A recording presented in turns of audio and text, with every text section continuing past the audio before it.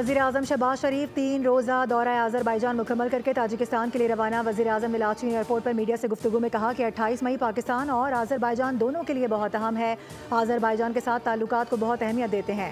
दोनों ममालिक के दरमियान मुख्तलिफ शोबों में ताल्लुकात को मजबूत बनाने के लिए पुरअज़्म है। वज़ीर-ए-आज़म शहबाज शरीफ दौरे के दौरान ताजिक सदर से मुलाकात करेंगे। मुख्तलिफ मुआहिदों पर दस्तखत का इम्कान। वज़ीर-ए-आज़म इंटरनेशनल ग्लेशियर कॉन्फ्रेंस में शिरकत करेंगे।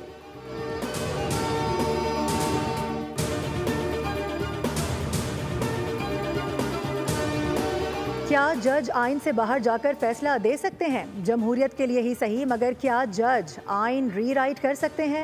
क्या उम्मीदवारों का अपनी मर्जी से फैसला करना जमहूरियत नहीं? जस्टिस मोहम्मद अली मजहर ने मखसूस नशिस्तों पर नजरसानी केस की समाअत में सवालात उठा दिए।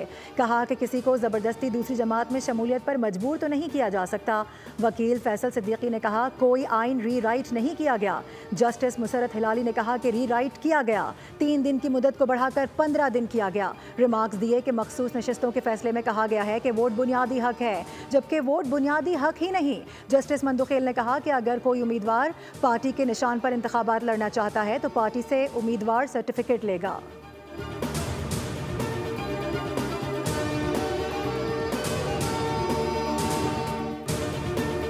मखसूस नशिस्तें उस जमात का हक हैं जिसको अवाम ने वोट दिया। हमारी जीती हुई सीटों के मुताबिक मखसूस नशिस्तें हमें मिलेंगी। बैरिस्टर गौहर की मीडिया से गुफ्तगू। कहा कि तवक्को है हमें सुप्रीम कोर्ट से इंसाफ मिलेगा। सलमान अकरम राजा ने कहा कि इलेक्शन कमीशन ने अपना आईनी फ़र्ज अदा नहीं किया। इलेक्शन कमीशन ने अवाम को फैसला करने से रोके रखा। 8 जजेस ने PTI के हक में फैसला दिया। 8 फरवरी को जमहूरियत को नुकसान पहुँचाया गया।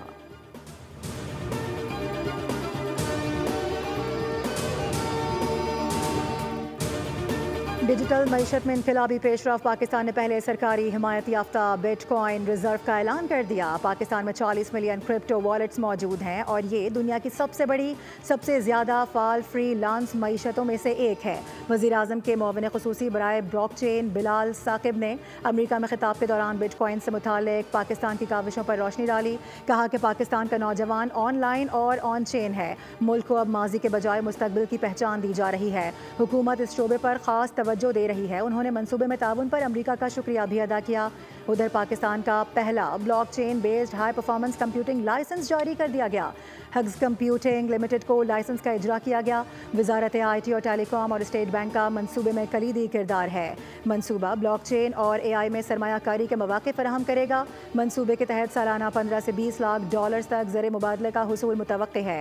डेटा सेंटर इब्तदाई तौर पर 7 मेगावाट बिजली से काम करेगा।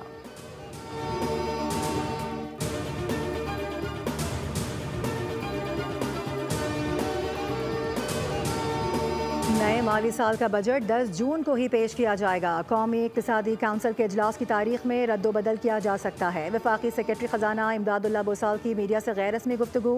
कहा कि पाकिस्तान और IMF के दरमियान वर्चुअल मुज़ाकरात आज फिर होंगे। मुज़ाकरात में तनख्वाहदार तबके और सनती शोबे को रिलीफ देने पर बात होगी। नए माली साल के बजट अहदाफ और मुमकिना इक़दामात पर भी तबादला ख्याल होगा।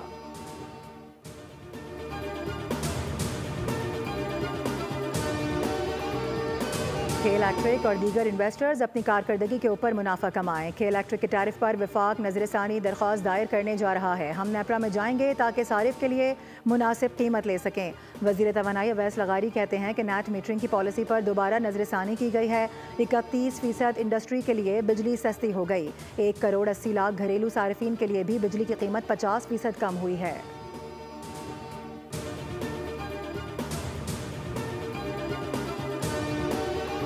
भारतीय सेक्रेटरी खारजा पाकिस्तान के खिलाफ अमरीकी हमदर्दी हासिल करने में नाकाम। अमरीका ने भारत को डांट फैला दी। अमरीकी नायब वज़ीर खारजा क्रिस्टोफर लैंडाउसे ने भारतीय हम मनसब पर 2 टोक वाज़े कर दिया कि मोदी ने दहशतगर्द हमलों को बुनियाद बनाकर पाकिस्तान पर अटैक किया। भारत इलाकाई इस्तेहकाम और अमन को नुकसान न पहुँचाए।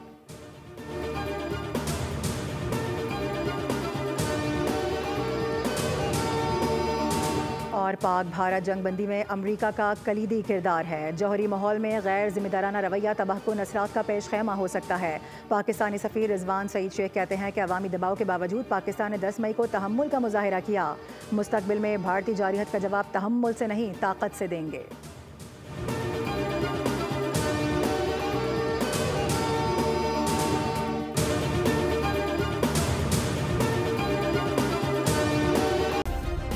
सब्सक्राइब करें और बेल दबाएं ताकि कोई खबर रह न जाए।